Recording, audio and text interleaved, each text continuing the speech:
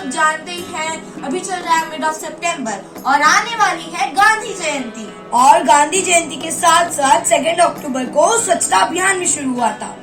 और हम आप सभी के लिए लाए हैं 2 कविताएं स्वच्छता के विषय पर, और आप उनमें से कोई यूज भी कर सकते हैं अपने कॉम्पिटिशन्स के लिए। तो ले चलते हैं आपको कविताओं की तरफ। नमस्कार, आज मैं आप सबके समक्ष स्वच्छता के विषय पर एक कविता प्रस्तुत करने जा रहा हूँ, जिसका शीर्षक है अस्वच्छता एक शत्रु। परंतु मेरा काव्य पाठ और आपका सुनना भी तभी सफल होगा जब हम स्वच्छ भारत को सिर्फ एक स्वप्न की तरह नहीं देखेंगे, बल्कि उसकी ओर कदम भी बढ़ाएंगे। तो आइए इस कविता की शुरुआत करते हैं। जो सरहद पर तो जा न सके पर अपना फर्ज निभाते हैं, अस्वच्छता नामक शत्रु से भारत देश बचाते हैं। 2 पल वतन के आज उनके नाम मैं करता हूँ। जो सड़क नाली साफ करते हैं, मैं उन्हें प्रणाम करता हूँ, मैं उन्हें प्रणाम करता हूँ। पर विडंबना तो देखिए इस देश की, घिन आती है लोगों को जिनसे जमाना जिन्हें धिक्कारता है। वह भी एक सच्चा सैनिक है जो गंदगी को मारता है। तो दुनिया की नजरों में जो कूड़े कचरे वाला है, सही मायने में वही हिंदुस्तान का रखवाला है, हिंदुस्तान का रखवाला है।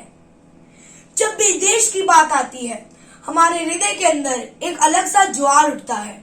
हम कह देते हैं हम अपने वतन के लिए जान भी दे देंगे, परंतु जब भी हमें सड़क के किनारे पर कचरे का ढेर मिल जाए, हम उसे अनदेखा कर आगे बढ़ जाते हैं। तो यह जो हमने दावा किया है, उसके आगे प्रश्न चिन्ह लग जाता है। अगला अंतरा इसी विषय पर है। यूं तो हम सब सरहद पर पौरुष दिखलाना चाहते हैं, ऊंचे से ऊंचे शिखर पर तिरंगा लहराना चाहते हैं। पर भरतवंशियों की हालत शर्म आती है बताने में।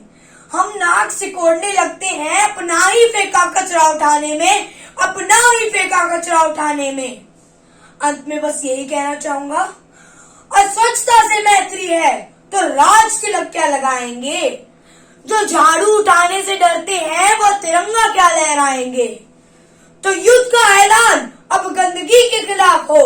अब यही प्रण लेना है कि इस देश का कचरा साफ हो, इस देश का कचरा साफ हो। संदेश हमारा विश्व भर में हर पहर जाएगा। जम्बू द्वीप का जय घोष गगन में बेशक गूंज लाएगा।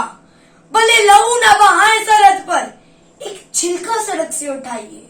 बिना पवन ये अमर तिरंगा खुद ही लहरा जाएगा, खुद ही लहरा जाएगा। धन्यवाद। नमस्कार, आज मैं एक कविता सुनाना चाहती हूँ जो भारत के गौरवमयी मस्तक पर अस्वच्छता के कलंक को दर्शाती है। इस कविता का शीर्षक है भारत के गौरव पर अस्वच्छता का कलंक। हम भारतीय अंगुल काट के ऋषियों को अर्पित करते हैं। बचपन भी अपना कई योद्धा शौर्य को समर्पित करते हैं। सिकंदर की शमशीर झुका दी भारत के फौलाद ने, अंग्रेजी शासन को नाकाम किया एक वीर आजाद ने। दस्तखत है हिंद मिट्टी का जब समूचे आसमान पर, ये गंदगी का धब्बा कैसा मेरे हिंदुस्तान पर, ये गंदगी का धब्बा कैसा मेरे हिंदुस्तान पर। भारत का भविष्य शोभा और अलंकार है बच्चे, पर माए है चिंतित कि क्यों बीमार है बच्चे।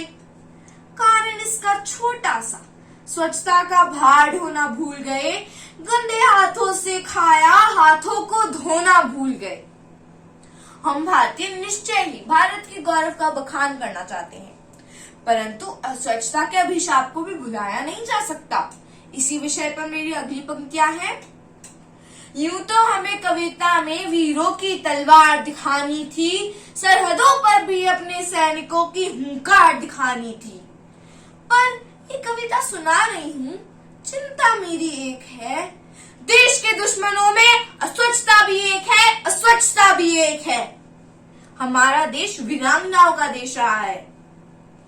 आइए अपनी अगली पंक्तियों में मैं भारत में स्वच्छता के पैमाने पर स्त्रियों की स्थिति दिखाती हूँ। ये वो धरती है जिसे माँ दुर्गा का वरदान है। कभी वो लक्ष्मीबाई बनी, कभी रजिया सुल्तान है। राजपूत यान बचाती, कभी पद्मिनी रानी है। राजवंश की रक्षा हेतु पन्ना दाई देती कुर्बानी है। और सिंह सवारी करती नारी जासुरों की संहार में।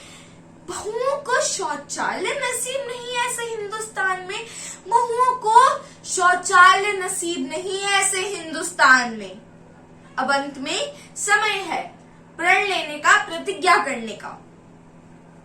इतिहासों में जो हुआ नहीं इस वर्ष इस बार हो। इतिहासों में जो हुआ नहीं इस वर्ष इस बार हो। शिशुपाल की गर्दन पर सुदर्शन का प्रहार हो।